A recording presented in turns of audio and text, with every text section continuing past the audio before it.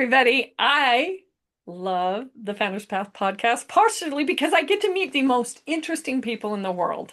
Yeah, and this is not a Dos Equis beer commercial. I am actually meeting today with Dr. Tom Bolan. Welcome to the Thank show. you. Sure appreciate being here. Any opportunity I can get to be in front of the microphone is a thrill for me. Oh my gosh, I think my mom said that I was born with a mic in my hand. I sing opera for like 18 years, so it is what it was like a true statement. But no, we're so glad that you're here today because, as we know, the show's premise is the founder's path, which keeps it intentionally broad because we're going to be highlighting why business owners and founders are doing a thing and some of the pitfalls for the other founders who are trying to do a thing, right? Right. And honestly, it is so great to have kind of the entrepreneurial mindset when you're trying to build a company, whether it's a true startup or if you're defining a defining a category, or if you're starting a business that is adjacent to most categories out there.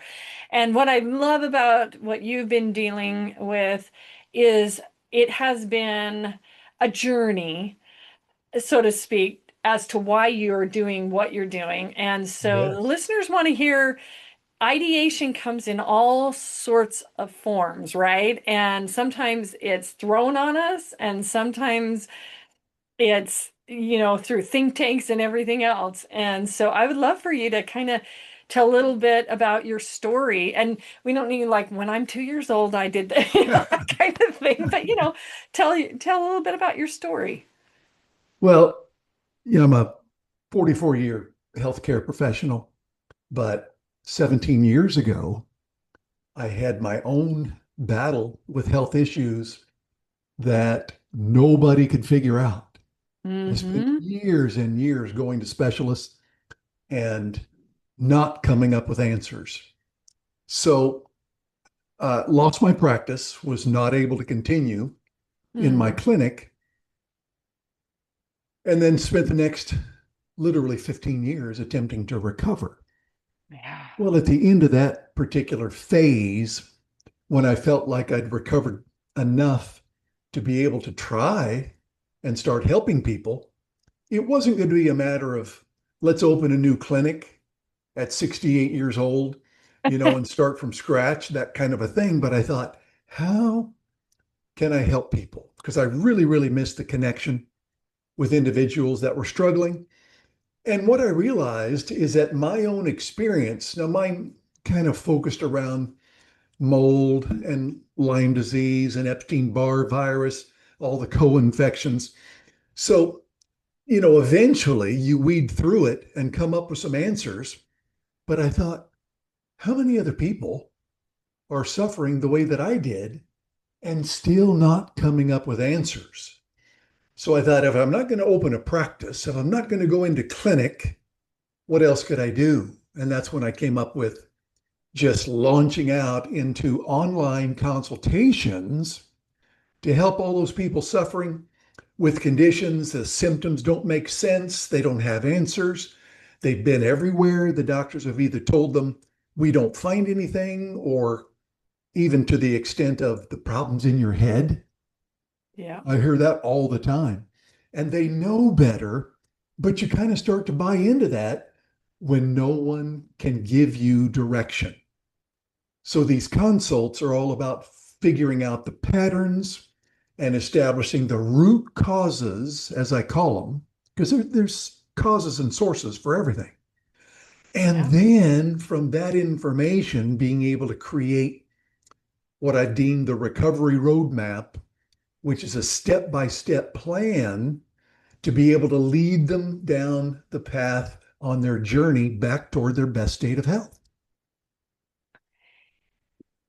And this is near and dear to my heart because I remember I was in healthcare middleware platforms and we were doing the We actually had Kaiser's population care management. They were running Thrive and all of those things. And Yes. it was all about preventative for the and living better lives, right? Well, altruistically, Kaiser became the gold standard, obviously, for basically blending in an ACO, accountable care organization kind of format.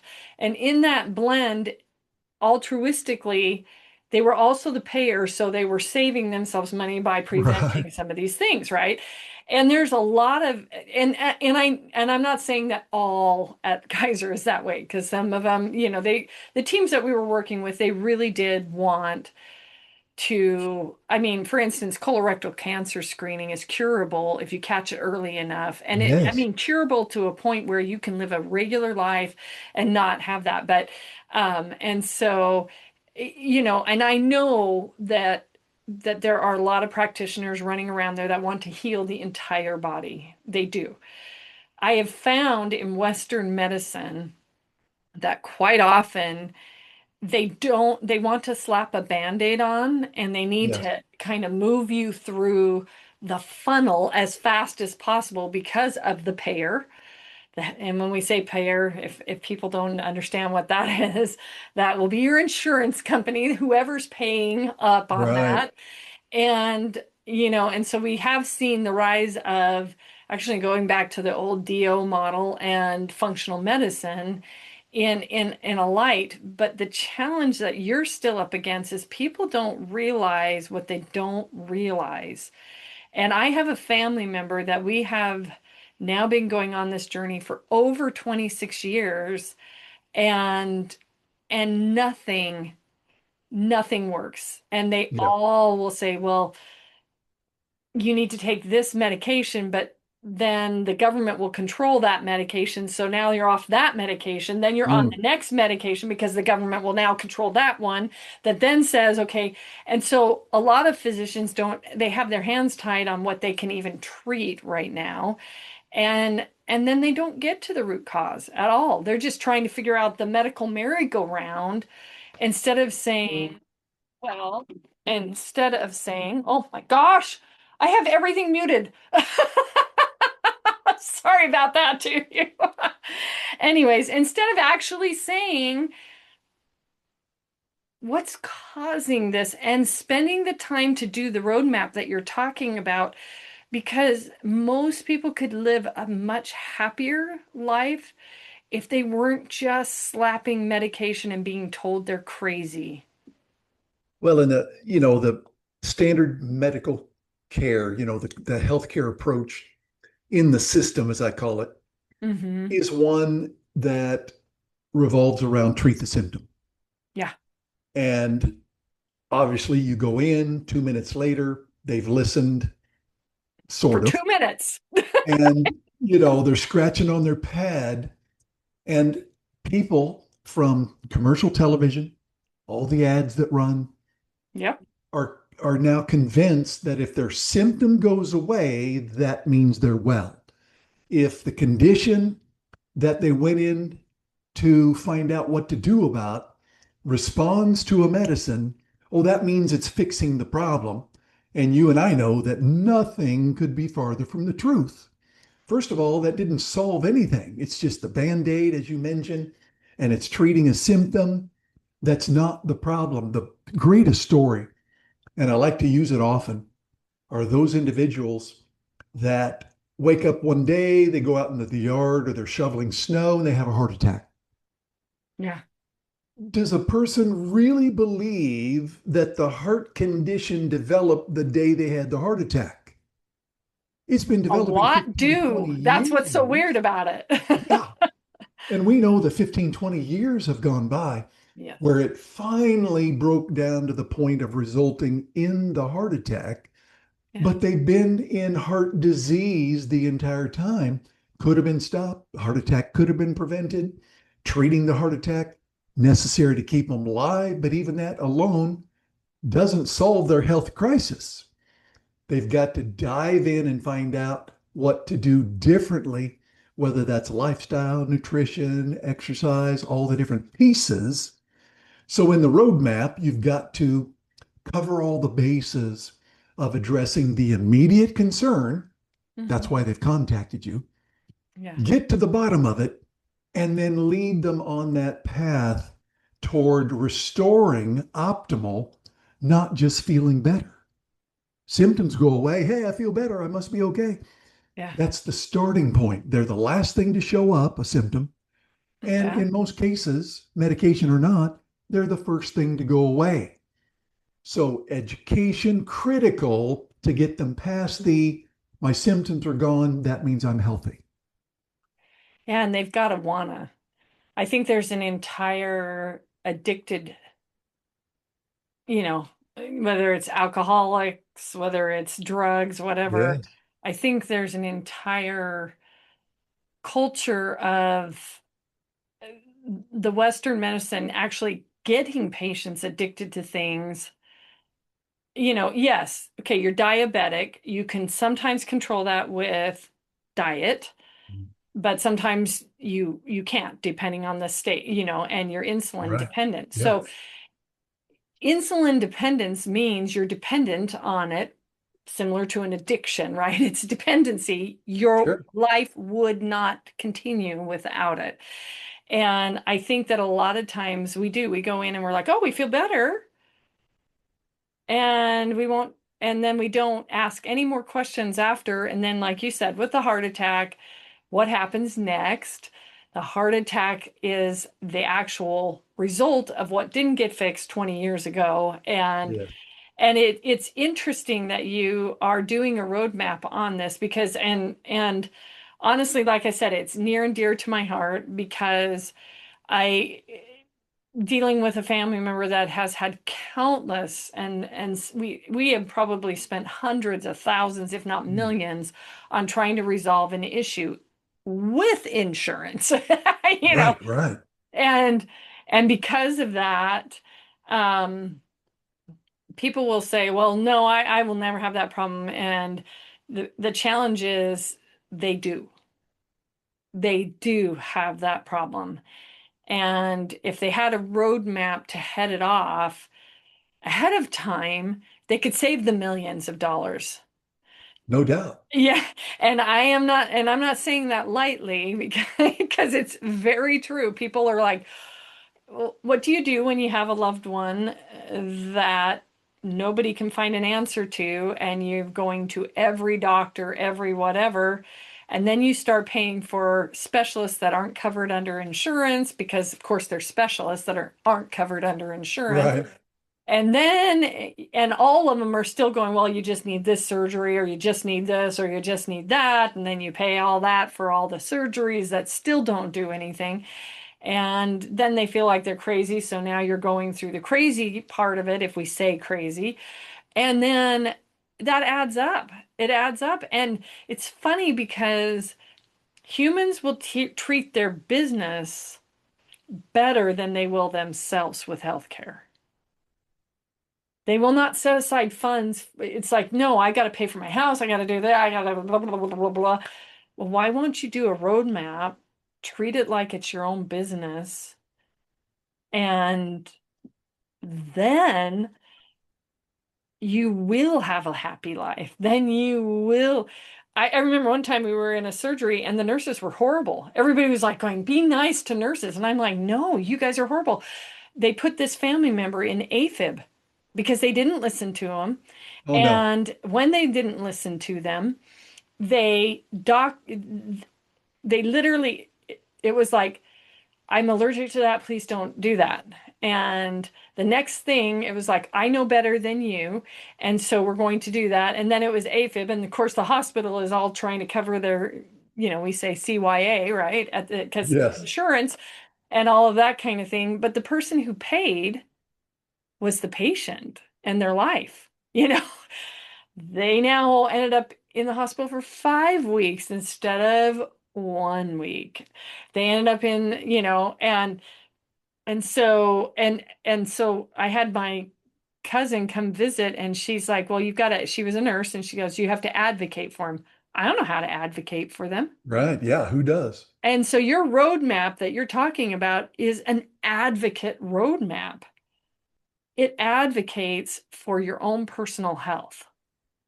And it's rare that someone comes to you without already having some type of problem, issue, or condition. Yeah.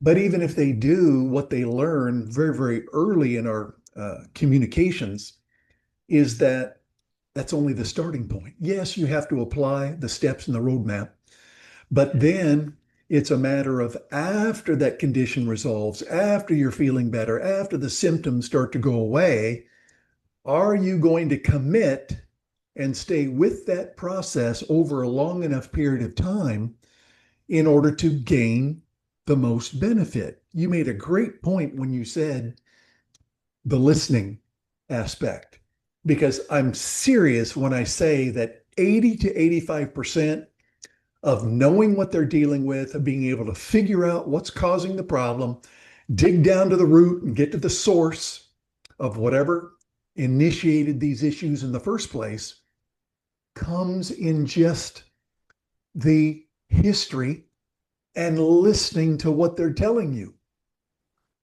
Yeah. Most medical practitioners skip right over that part. They know better. They're going to figure it out.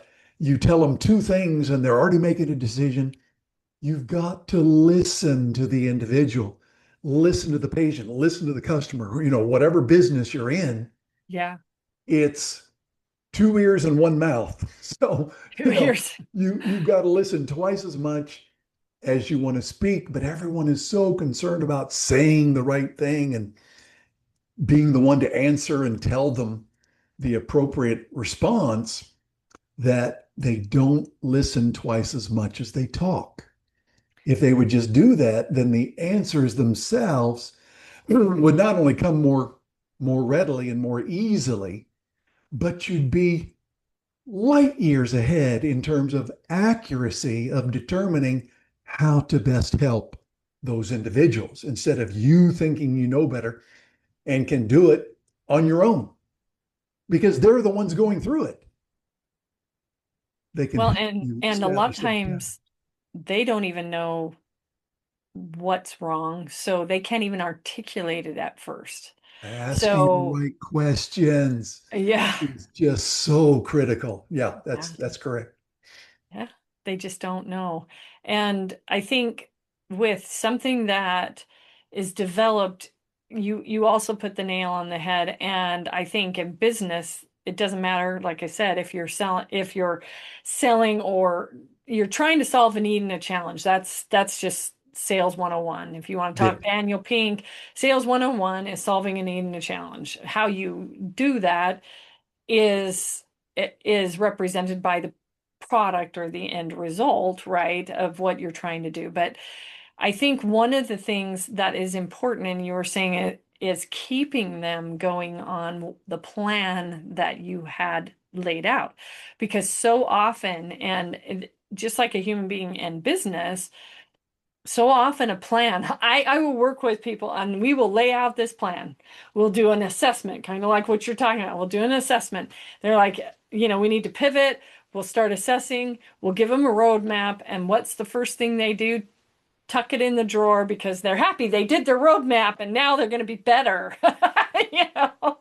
And I think it's that listening, but it isn't a one and done. It's listening over time because different things will start to occur. Even if you ask yeah, the best question, the next time you meet with them, they're like, I noticed after you asked me this question that I jump on one foot 300 times instead of the other foot 200 times. And I mean, it can be that simple. And it's like, oh, have you ever thought of just not jumping on one foot? I mean, it's like, and that's really what your back problem was, or you know, right.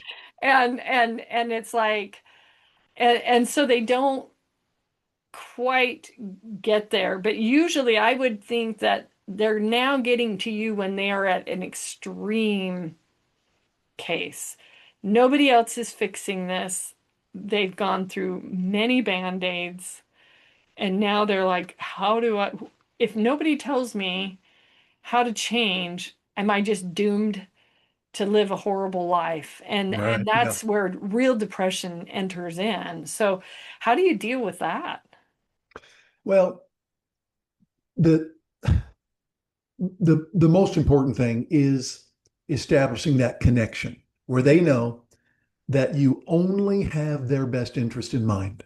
Hmm. If they even catch a glimpse of the fact that you're in this for yourself, that Yeah. it's about whatever they might end up paying for your services, then they're out the door before you've even had a chance to provide them with something they may benefit from. So it's, kind of a purity of heart. It's the ability to put it out there in a way that they can relate to and connect with, where they know that you're being genuine and that you care.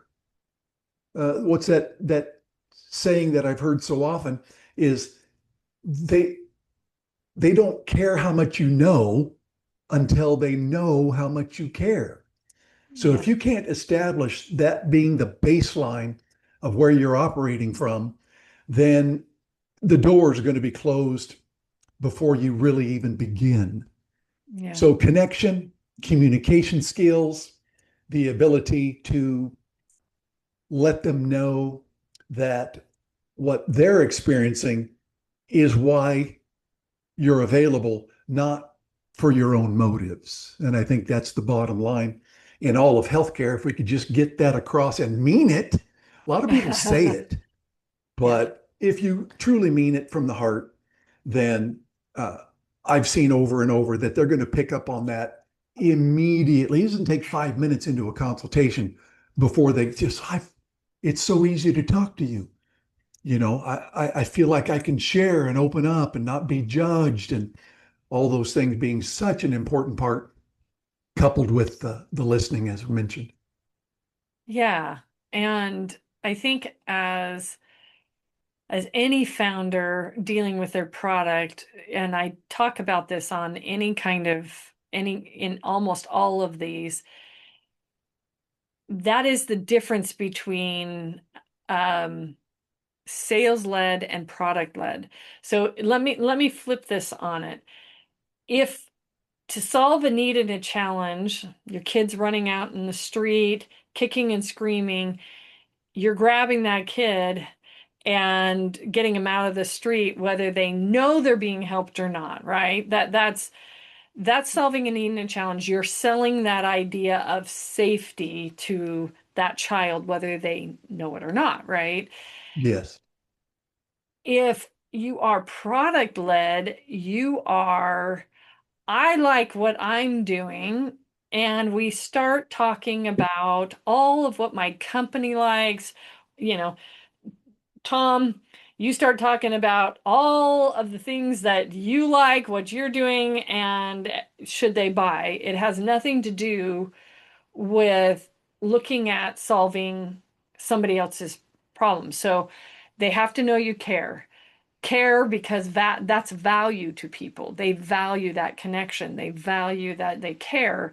And if there isn't that transfer of value and trust, then a lot of times they're not going to open up, period. And so some of the art of getting them to know that you want, especially in an AI generated world where so much spam is running everywhere, Oh, that yeah. genuine connection on content, especially in your health, you want somebody genuinely interested in the remotest ability to solve this problem for their health care. I mean, it's like gold for sure.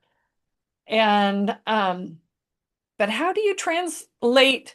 You've got somebody, and this will, for any founder, we'll kind of go through this exercise.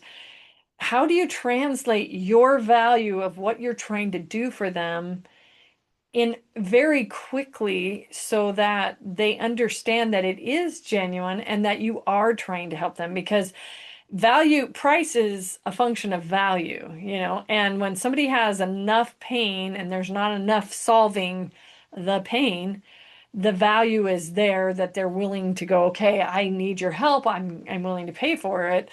But how do you get them to actually trust your roadmap out of the gate so that they're really seeing that value? That is the challenge that's before us, especially like you say in the AI age. And hey, I went to ChatGPT and they said this, this, and this. And how do I know what you're saying is accurate? Because it's different than what they told me. And it's a dangerous model, that people use chat to make their diagnoses.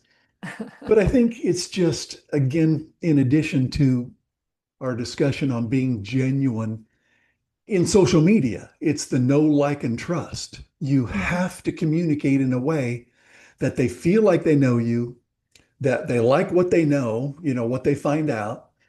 They like you as an individual if you're communicating and coming across well in the videos or whatever you're posting.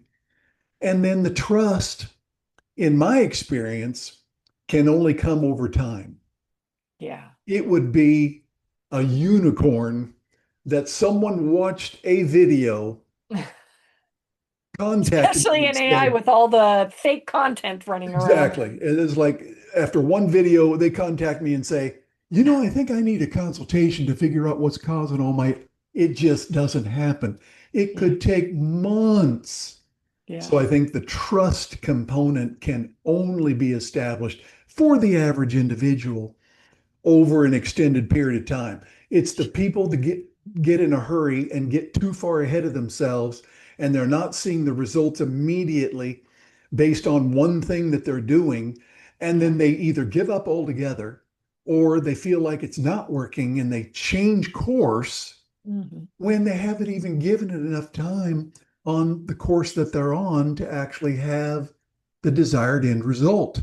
So I think people get in a hurry They and they do. want, we're in this instant gratification society anyway, and they just give up too quickly or they change direction when it was just about to work. Yeah. You might have seen that it's drawn as a cartoon, but it's an image where it shows this long underground tunnel and the guy with the axe, and he has dug his way clear to the edge, and there's like 6 inches And he of quits. dirt left, and the golden treasure is on the other side. And they throw the axe down. I give up. I've been digging for 65 feet, and they Yep. stop short of the gold. Yeah. So apply that accordingly, where you just have to give it enough opportunity over an extended period of time. And yes, you might have to change a few things as you go, but don't do them in a reactive methodology. Base it on what patterns you're seeing in the response and the results or the lack thereof, instead of making drastic changes just because, in this case, one video, didn't get the likes or didn't get the comments and the Yeah. views that you thought it should. Well, and it's kind of like when I'm dealing with clients, I am dealing with them in their uh, I was talking to an EOS integrator the other day and he was saying, "Yeah, we go in and we do this and we do that." And I said, "Well, that is great if that's the time to do that, that, and that." I typically like organizations to start higher up from fix operations to, do you even have an addressable market share? And if you have an addressable market share, is there more than one person that actually will buy what you're talking about? Mm. And then build the business plan around that so they don't go in and chase the shiny object, because you see, oh no, there's no likes, and it's like, that's okay, there's no likes. You have no idea who sees what and how often, because it always takes at least 20 to 50 touch points to warm somebody to an idea. And people Yes. don't even realize that, and it's mathematical. So when you go in and diagnose, you're like, let's throw an AI SDR at it. Let's throw this and that, and they're like trying to throw spaghetti at the wall, and they're hoping against hopes that somehow AI is going to fix their problem, and they're not even holding AI accountable to the problem, right? So, and AI Right. is basically taking the place of a human. So why aren't you having it held accountable to your monetization system? And how did you know you even needed AI? Maybe it was just you need to go to an event, or maybe you do need to go a podcast. Maybe you do need to do an event online or not online. Maybe you're local, maybe you slap some flyers on some cars and that's all you need. And Yeah. especially in a digital, I mean, we're looking at 2006 dot bomb-ish stuff and now 2016, you know, and 2020 COVID stuff. And so people are like, especially on LinkedIn, I'm looking at it and it's like, I'm a creator. I've got 600,000 followers. And I'm like, great. And I replied and they didn't reply back. I'm like, how many of that converts to any money? Right. I Does I it produce the honestly result? Oh, am producing some kind of result. What are you doing? Why are you doing it that way? And it's like, well, we don't even know what to measure, so we just throw crap against the wall. And I'm like, yeah, so Dr. Tom, he has this assessment, and in that assessment, if he misses anything, it drives up cost of that assessment. I mean, it's like, right. and so you're gonna look at your business holistically to make sure that you're doing the right things when you're talking to people, but that you're doing the right things to make sure that you're not throwing good things out the window just because somebody didn't answer with 500 likes. And so many times, people are under the impression in life, in health, in social Yeah. media, in business, Yep. that there's some one size fits all master formula. It doesn't exist.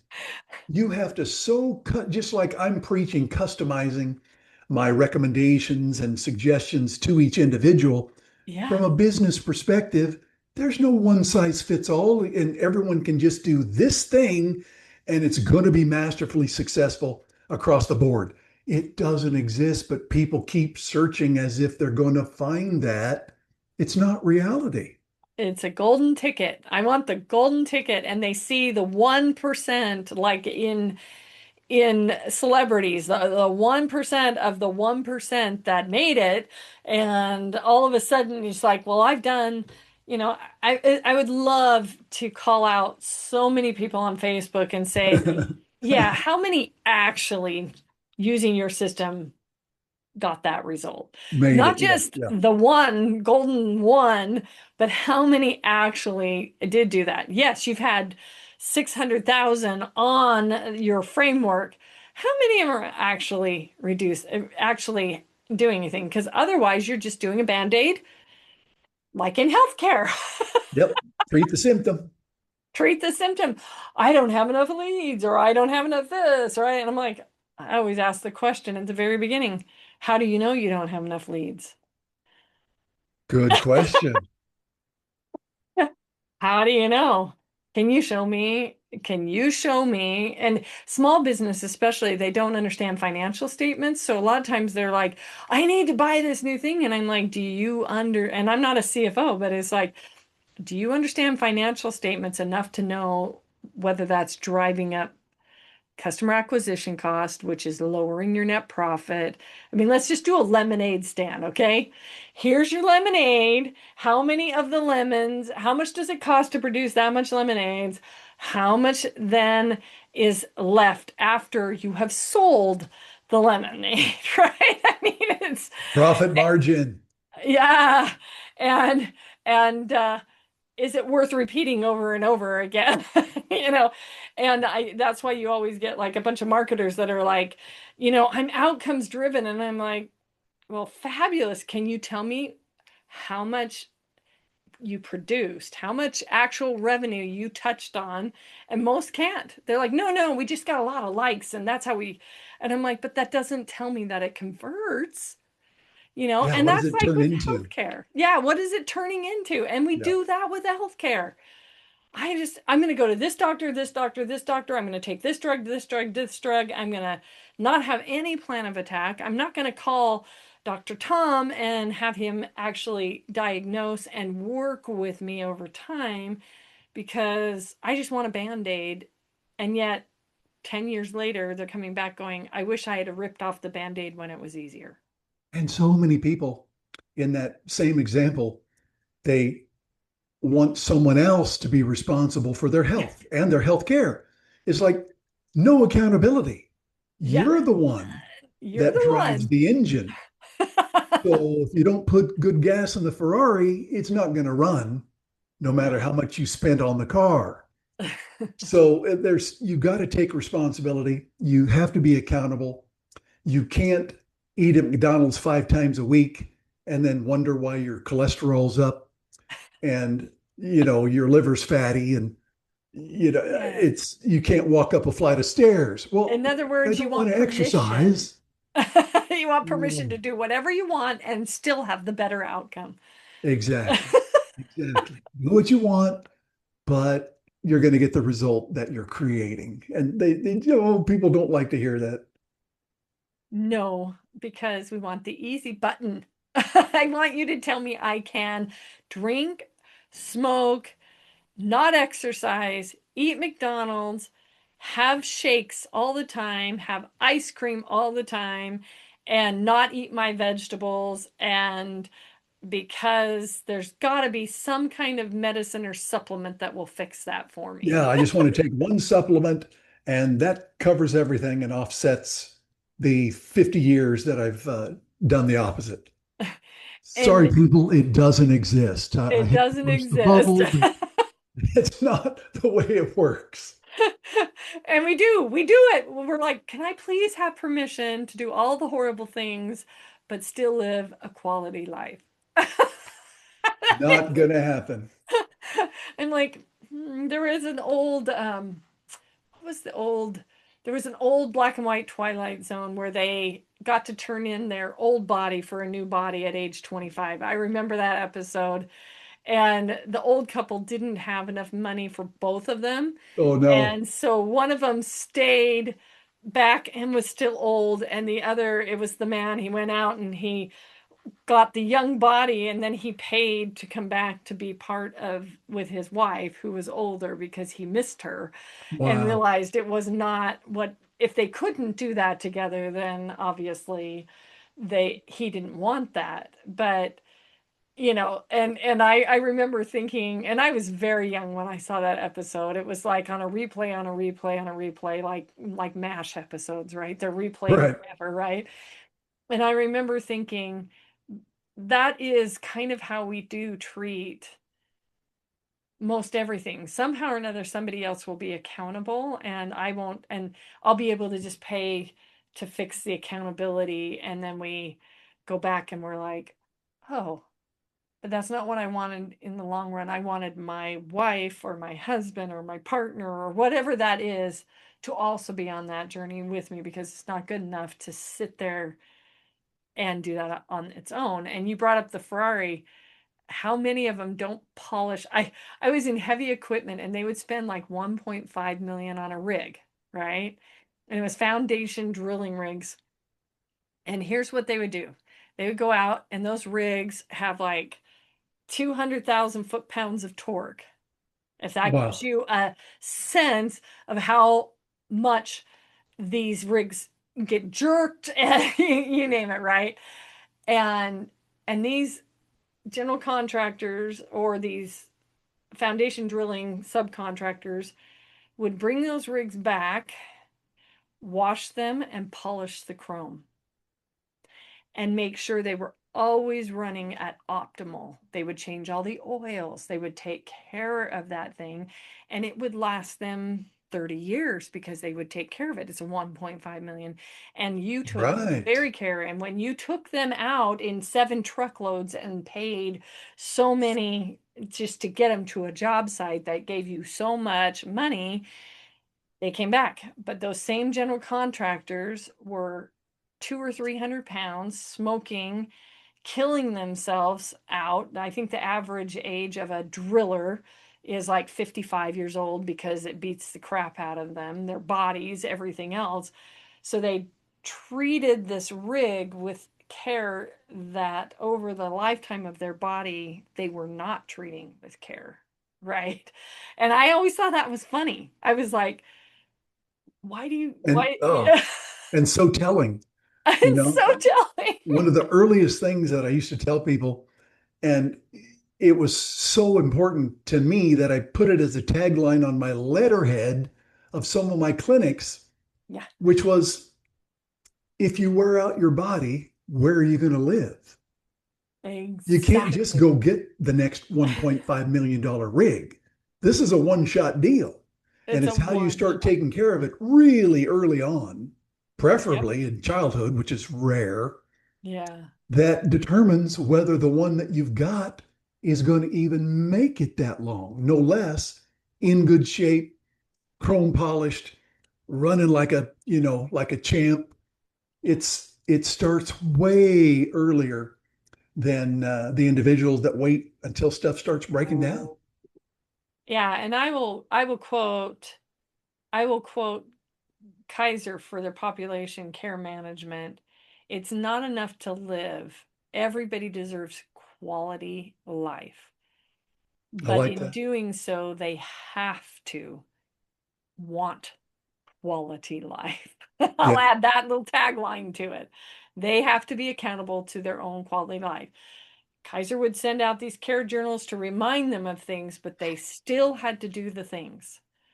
And with you, they will still have to do the things, but at least they will know that they are trying to do the right things to get them on either back to health or living a more meaningful life of some sort at that point. most definitely, because it's all about what we're doing in the present, regardless of our age, Yeah. that is setting the stage for however many years you have left.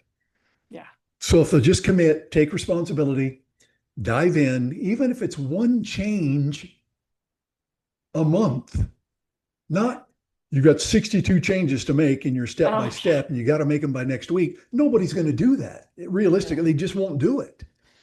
But one change, as long as you know that it's working you toward that better end result, is still a good thing. It's got to be applauded, it's got to be celebrated.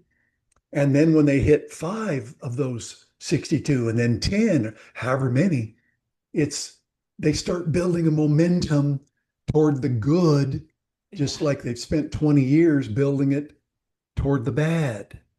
Yeah. And people start to catch on and they see a little bit of result.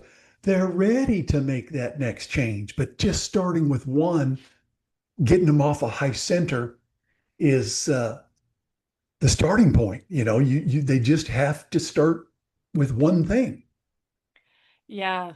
1%. and Atomic not get habit. overwhelmed. They get Don't overwhelmed. get overwhelmed. Yeah. Or you won't make it because you will fall back in that habit because it takes Yes. we used to say in singing, you don't practice till you can get it right. You practice till you can't get it wrong. And Oh, I that like takes over 10,000 times of doing something. I Professional like it. athletes, singers, and I'm a big fan of Atomic Habits, and he talks about that. Just even the 1% down the road becomes so amazing. And so, anyways, and you talked a little bit about your journey and how you got here and why you're offering this lightly. If you'd like to share just a hair more about why you kind of got into this, and you feel free to share whatever you want. I'm not pigeonholing, But then also I'm sure that there are listeners because everybody could use what you're at, what you're offering. So I can tell you right now with degrees of separation, every one of us knows somebody who has very traumatic health right now. Yes. So they need that extra. And Western, like I said, Western medicine has been failing miserably for many years. So we don't listen enough. We run them through like capitalism, like a machine. We treat an Right. arm or a leg, not the entire thing. So tell us your story for a few minutes and how you got here, and then yeah, they want to hear where they can get a hold of you because that's the cool part. I mean, come on. You know, the hardest thing for me back when I first got sick was the difficulty and the inability to come up with answers, no less solutions. So if you can't even figure out what's causing the problem, then anything that was recommended was not going to work anyway because they're just shooting in the dark. Yeah. The key for me went beyond just the conditions themselves and the symptoms that I was having because with my background, I already knew the disease processes and what was happening to me. Yeah. What I didn't know, because of not having experience in that particular infectious medicine type of background, was what am I supposed to do about all this? Yeah. It was long before you could even go to AI and try to get an answer.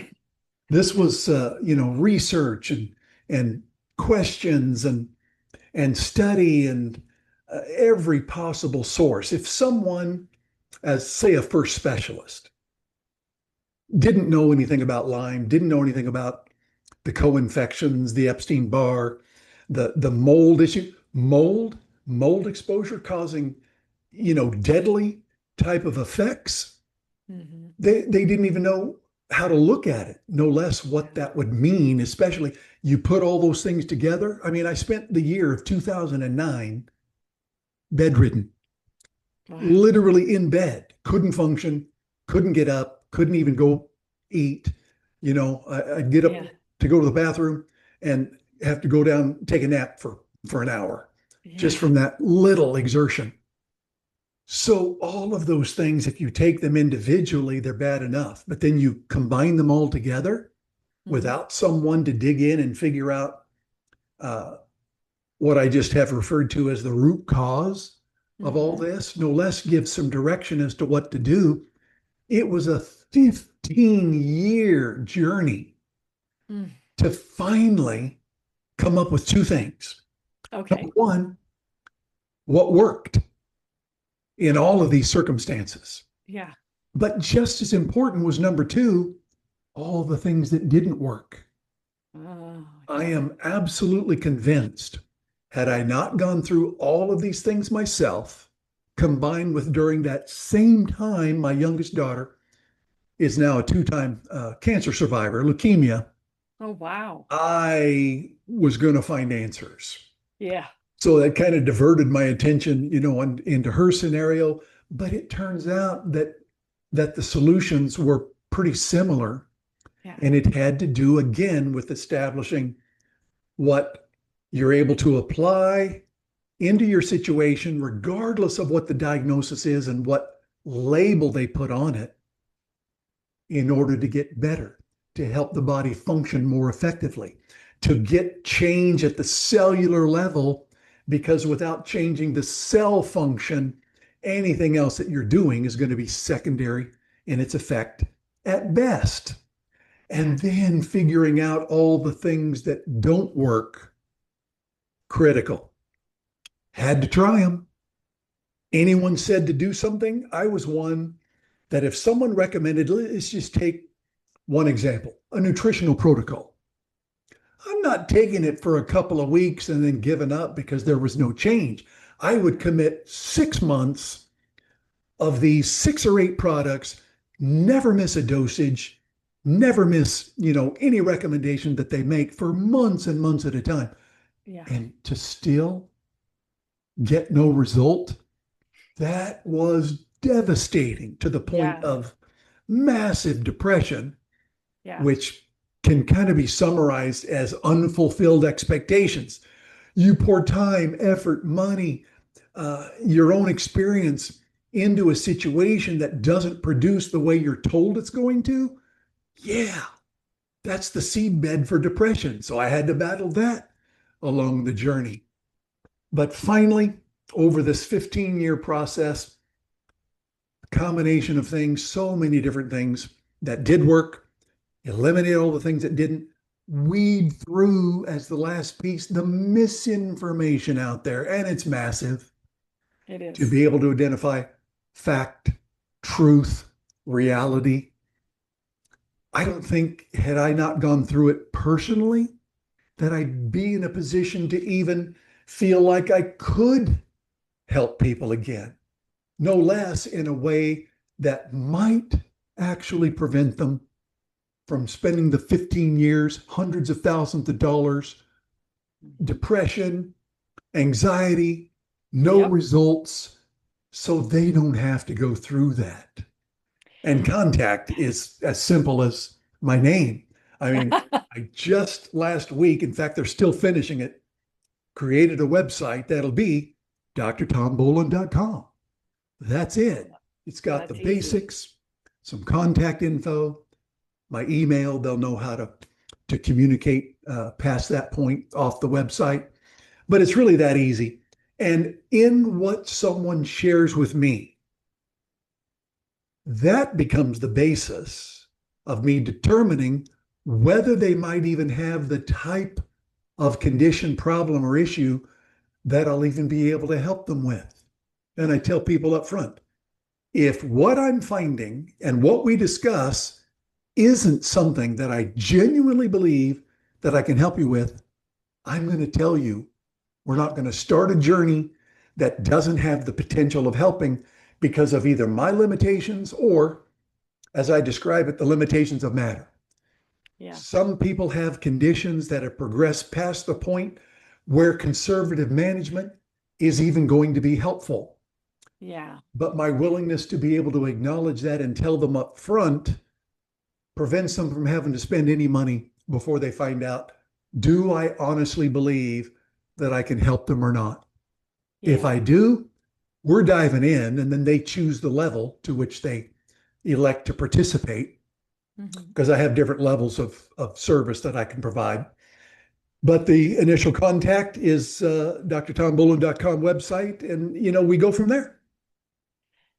I really appreciate you being on the show, and I'm going to add one little thing to give a shameless pitch for Dr. Tom. Um, all you chat GPTers, I am a Star Trek fan. I bring that up all the time. I even wrote an episode and sent it in, and mysteriously, it did get done, but not by me. And No credit. Oh, no. and at the end of the day, the one thing I am not an I do not bag on AI. I like artificial intelligence. It's been around forever. This latest hubbub after COVID, is fabulous. It's doing wonderful things, Yeah. and I really really like it. However, just like a database, junk in, junk out. If you have context that can't be sussed out through some kind of assessment or whatever, Mhm. you are giving ChatGPT or whatever misinformation, and it's going down the wrong rabbit hole to begin with, because it is a database of junk in, junk out. And the Yeah. database of junk in, junk out says, and quite often people will call it hallucinations, which in some cases it is hallucinations, but the reality is context is king. And if you don't get asked the right questions and you don't ask it the right questions, which many on their own healthcare don't know what questions to even ask ChatGPT, Yes. let alone get an answer that would make sense. It's all about the prompt. It's all about the prompt. And if you cannot prompt because you don't even know what's wrong, there's a problem. That's context, right?